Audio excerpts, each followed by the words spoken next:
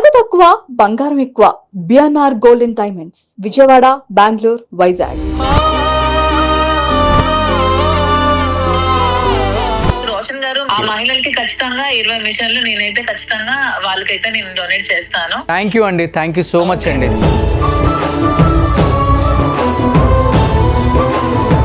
మాధురి గారు thank you, and thank you Srinivas గారు. నేను నిరంతరం చేస్తున్నటువంటి సర్వీస్ లో భాగంగా కాంచీపురం ఒకలా సిల్క్స్ నుంచి ఒక 21 మిషన్లు ఇవ్వాలని నిర్ణయించుకున్నాం, ఇచ్చింది.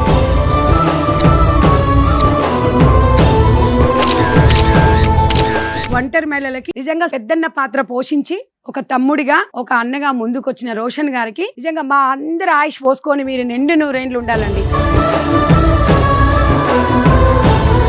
6500 మిషన్ రావాలి అంటే మీ ద్వారానే ఈ రోజు మాధురి గారు కానివ్వండి, శ్రీనివాస్ గారు కానివ్వండి, లక్ష్మి గారు కానివ్వండి, బిఎన్ఆర్ జ్యువెలర్స్ వాళ్ళు కూడా నిజంగా మీకు కూడా ధన్యవాదాలండి.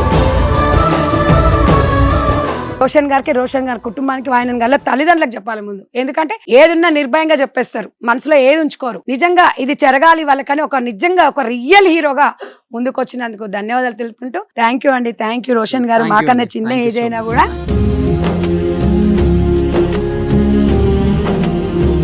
జీవిత వేదిక ప్రోగ్రామ్ చూసిన తర్వాత ఫస్ట్ రెస్పాండ్ అయింది మాధురి గారు. ఫస్ట్ ఆఫ్ ఆల్ హ్యాట్సప్ అండి. మీరు ఫస్ట్ ఎపిసోడ్ చూసామా, 20 మిషన్స్ నేను స్పాన్సర్ చేస్తాను, ప్రతి ఒక్క ఒంటరి మహిళకి మాధురి గారు ఇచ్చారు, డెఫినెట్ గా వాళ్ళకి హెల్ప్ అవుతుందని అనిపిస్తే ఇచ్చేయండి అని చెప్పేసి ఆమె లైవ్ లో కూడా చెప్పారు. Thank you, and thank you Srinivas గారు. సో ఆమె వెనకుండి మీరు సపోర్ట్ చేస్తున్నందుకు. తర్వాత ఎపిసోడ్ చూసి లక్ష్మిగా డైమండ్స్ లక్ష్మీ శారద గారు కూడా మిగతా ఎపిసోడ్ కూడా మేము ఇస్తానని చెప్పారు. అండ్ నెక్స్ట్ ఎపిసోడ్ లో కూడా బిఎన్ఆర్ గోల్డెన్ డైమండ్స్ వాళ్ళు కూడా ఇస్తా అన్నారు. అండ్ కొంతమంది స్వచ్ఛందంగా మెసేజ్లు చేసి వాళ్ళు ఇస్తా అన్నారు. గ్రేట్. సో మన ఆధ్వర్యంలో అన్ని ఎపిసోడ్ల నుంచి వచ్చిన అందరు మహిళలు మీకు ఒకసారి కనిపిస్తున్నారండి. వాళ్ళ కళ్ళల్లో ఫస్ట్ వచ్చినప్పుడు చాలా బాధ ఉండేది, అందరూ నవ్వుతున్నారు హ్యాపీగా. చూడండి వాళ్ళ మొహంలో నవ్వు చూడండి. హ్యాపీయా? గట్టిగా ఓ సూపర్. సో ఇంకెందుకు ఆలస్యం, వచ్చేస్తారా అమ్మా?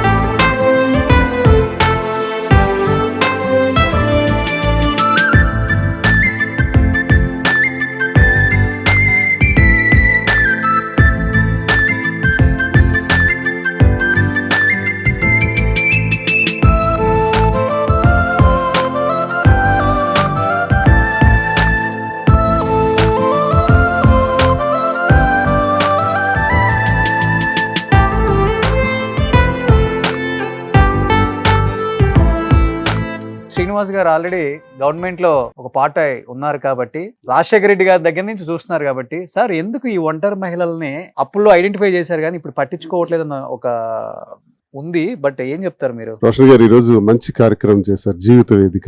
ఈ వేదిక ద్వారా మరి సోదరీమణి సంధ్యా గారి ద్వారా కూడా బ్రహ్మాండంగా చేసి మాకు భాగస్వాములు చేశారు. మేము నిరంతరం చేస్తున్నటువంటి సర్వీసెస్ లో భాగంగా కాంచీపురం ఒకలా సిల్క్స్ నుంచి ఒక 21 మిషన్లు ఇవ్వాలని నిర్ణయించుకున్నాం, ఇచ్చాం. ఇది మెయిన్ సబ్జెక్ట్ ఏంటంటే ఈ ఒంటరి మహిళలు అన్నది నేను పాదయాత్ర చేసిన అనుభవం నాకుంది, ప్రతి గడప నేను సందర్శించిన అనుభవం నాకుంది. ఒక ఎమ్మెల్యేగా ఎంపీగా నేను కంటెస్ట్ చేశాను, ఇప్పుడు ఎమ్మెల్సీగా ఉన్నాను ఆంధ్రప్రదేశ్ గవర్నమెంట్లో. మేము విలేజెస్లో తిరిగేటప్పుడు విలేజ్లో ఒక 1000 మంది ప్రజలు ఉంటే అందులో 500 మంది మహిళలు ఉంటారు, ఒక 520 మంది 10 మంది ఇలా పురుషులు ఉండొచ్చు. వీళ్ళలో చిన్నపిల్లలను అందరిని తీసేస్తే 400 మంది మహిళలు ఉంటారు. ఆ 400 మంది మహిళల్లో కనీసం ఒక 25 మంది ఒంటరి మహిళలు ఉంటారు.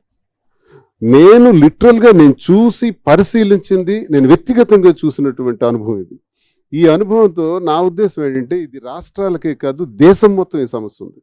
కేంద్ర ప్రభుత్వమే దీని మీద ప్రత్యేక దృష్టి సారించి ఒంటరి మహిళల కోసం ఏదైనా ఒక స్కీమ్స్ని వాళ్ళకి బలాన్ని ఇచ్చే కార్యక్రమాన్ని చేస్తే మంచిదన్నది నా అభిప్రాయం. దీన్ని మొట్టమొదటిసారిగా కనిపెట్టింది కూడా డాక్టర్ వైఎస్ రాజశేఖర రెడ్డి గారు. 2004లో వారు ముఖ్యమంత్రి అయిన తర్వాత 2009 వరకు ఒంటరి మహిళలకి ప్రత్యేకంగా పెన్షన్స్ ఇవ్వటం, ఆదర్శ గ్రామాల ద్వారా ప్రతి ఒంటరి మహిళకి ఓ ఇల్లు ఇవ్వటం బ్రహ్మాండంగా కనిపెట్టారు, చేశారు. తర్వాత ఏమైందంటే వీళ్ళని ఒంటరి మహిళలు అంటే ఎవరు, దీన్ని ఎలా మనం ఐడెంటిఫై చేయాలి అన్నది ఒక పెద్ద సమస్య అయిపోయింది.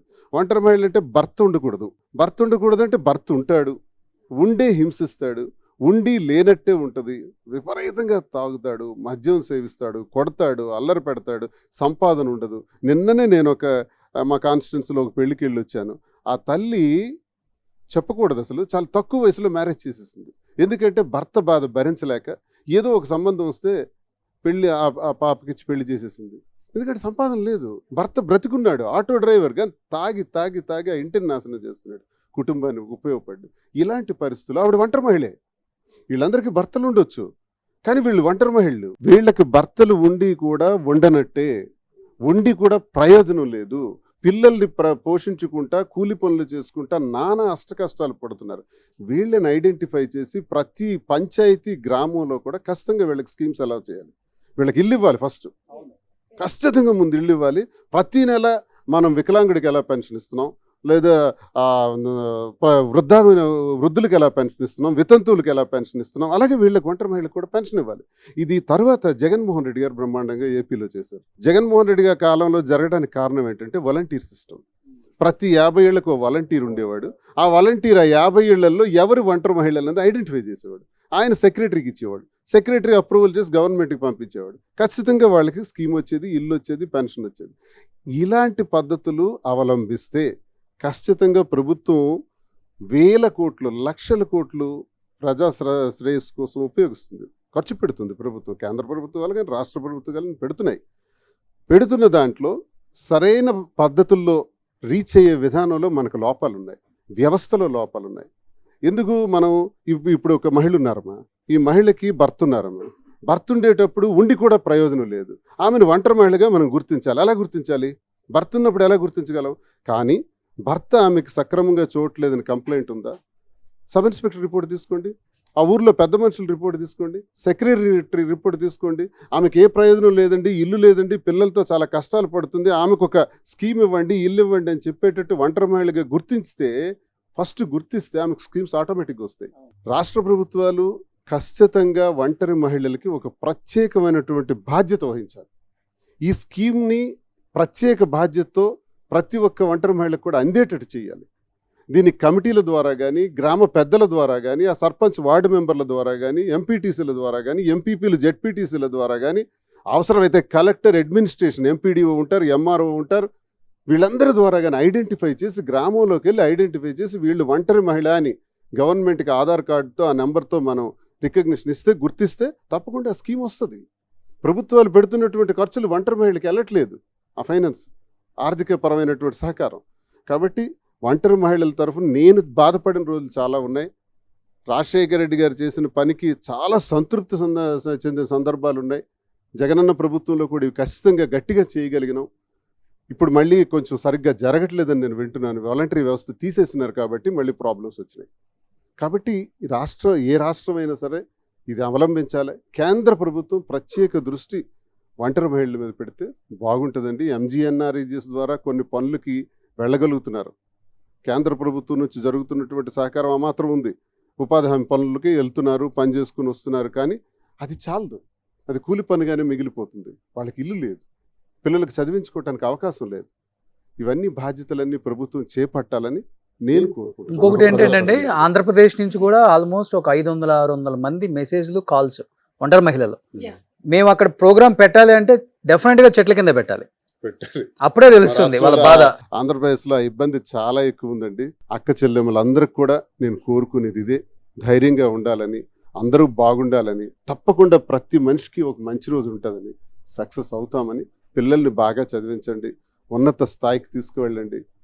సమాజంలో వాళ్ళని సంస్కారవంతులుగా తీర్చిదిద్దే బాధ్యత తల్లులదే అమ్మ, అది తండ్రులది కాదు. ఒక బిడ్డ సంస్కారవంతంగా తీర్చిదిద్దబడ్డాడంటే 100% కారణం తల్లి.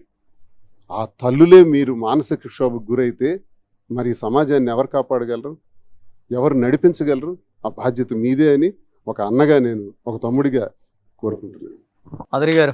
మనం పుట్టినప్పుడు అందరం కూడా ఒంటరిగానే పుడతాము. ఆడవాళ్ళందరికీ నేను ఒకటే మాట చెప్పాలనుకుంటున్నాను, ఫైనాన్షియల్ గా ఇండిపెండెంట్ గా ఎదగండి. రోషన్ గారు చెప్పినట్టు మీకు మిషన్ కుట్టడం వస్తే నేర్చుకోండి, మీకు పచ్చళ్ళు పట్టడం వస్తే పచ్చళ్ళు పట్టండి, మీకు పొడులు చేయడం వస్తే ఇంట్లో పొడులు చేయండి. చాలా పనులు మనం చేయగలం.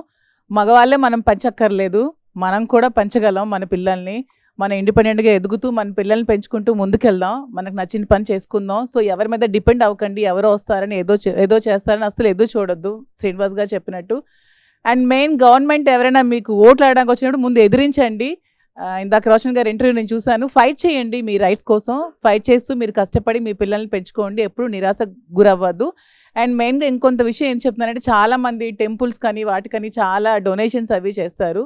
మానవ సేవే మాధవ సేవ. మనం మనుషులకు సేవ చేస్తే డైరెక్ట్గా భగవంతుడు సేవ చేస్తున్నట్టే. అలాంటి కోట్లు అక్కడ ఇచ్చే బదులు ఇలాంటి పేదవాళ్ళకి చాలా మందికి మనం హెల్ప్ చేస్తే మన చిన్న సహాయం వాళ్ళకి చాలా పెద్ద హెల్ప్ అవుతుంది. ఇది చిన్న మిషన్, ఒక ఆఫ్టర్ ఆల్ మనకు 7,000 అవ్వచ్చు, కానీ వాళ్ళ ఇంటికి అది పోషించే స్థాయి వాళ్ళకి మహిళకి తీసుకొస్తుందంటే మనం ఇంకా ఏ స్థాయిలో ఉన్నామో అందరూ అర్థం చేసుకొని లేడీస్ అందరికీ సపోర్ట్ చేయాలని నేనైతే కోరుకుంటున్నాను. థ్యాంక్ యూ అండి, థ్యాంక్ యూ సో మచ్.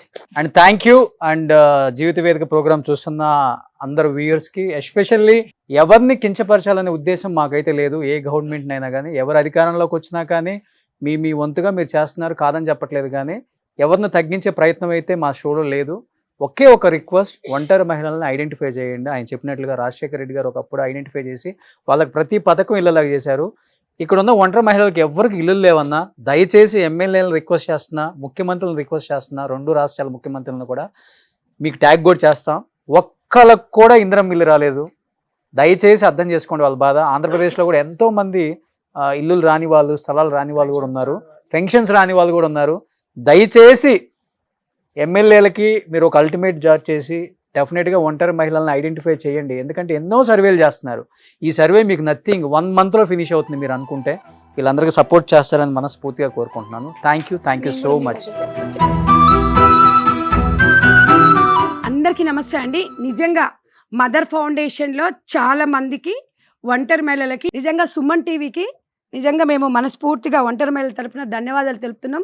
మెయిన్గా పెద్దన్న పాత్ర పోషించి ఒక తమ్ముడిగా, ఒక అన్నగా ముందుకొచ్చిన రోషన్ గారికి నిజంగా మా అందరి ఆయుష్ పోసుకొని మీరు నిండు 100 ఏళ్ళు ఉండాలండి. ఎందుకంటే ఈ 6,500 మిషన్ రావాలి అంటే మీ ద్వారానే ఈరోజు మాధురి గారు కానివ్వండి, శ్రీనివాస్ గారు కానివ్వండి, లక్ష్మి గారు కానివ్వండి, బిఎన్ఆర్ జ్యువెలర్స్ వాళ్ళు కూడా నిజంగా మీకు కూడా ధన్యవాదాలండి. మెయిన్గా రోషన్ గారికి ఈరోజు ఎలాగైతే మీరు ఒంటరి మహిళల తరపున ఉండి ఒక చెల్లెళ్ళకి, ఒక అక్కలకి మీరు అండగా ఉన్నారో, తప్పకుండా వీళ్ళందరికీ ఇందిరమ్మ ఇల్లు వచ్చే విధంగా మీరు ప్రయత్నం మీరు అనుకుంటే డెఫినెట్గా జరుగుతుంది. మదర్ ఫౌండేషన్ ఇదే కోరుకుంటుంది. ఇందాక సీనియర్నే చెప్పారు, ఒంటరి మహిళలను గుర్తించి ఇల్లు ఎట్లా ఇవ్వాలంటున్నారో తప్పకుండా గవర్నమెంట్ ఆలోచించండి.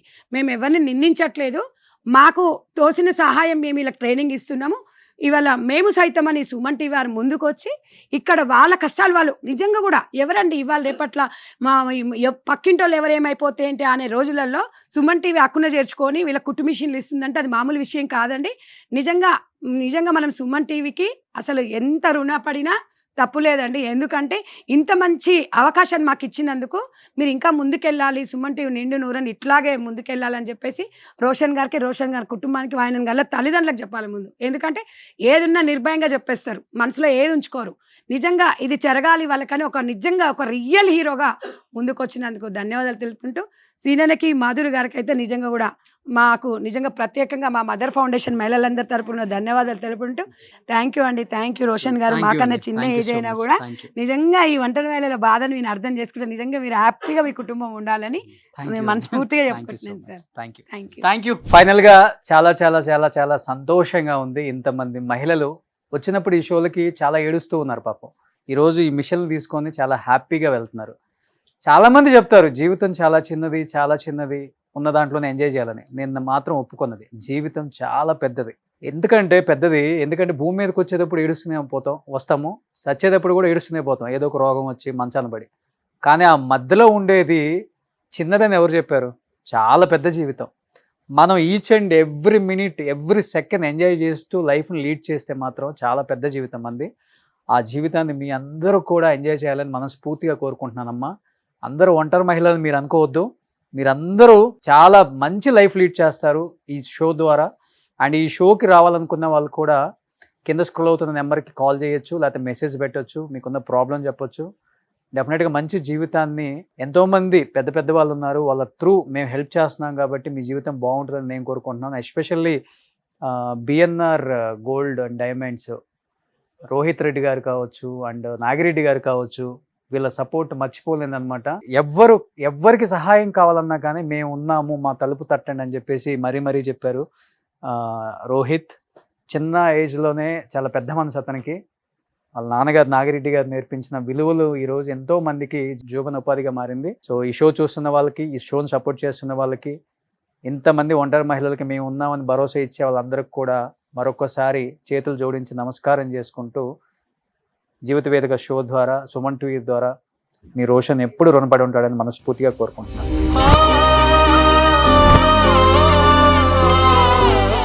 సుమన్ టీవీలో మీ పర్సనల్ అండ్ బిజినెస్ ప్రమోషన్స్ కోసం కింది నెంబర్కి కాంటాక్ట్ చేయండి.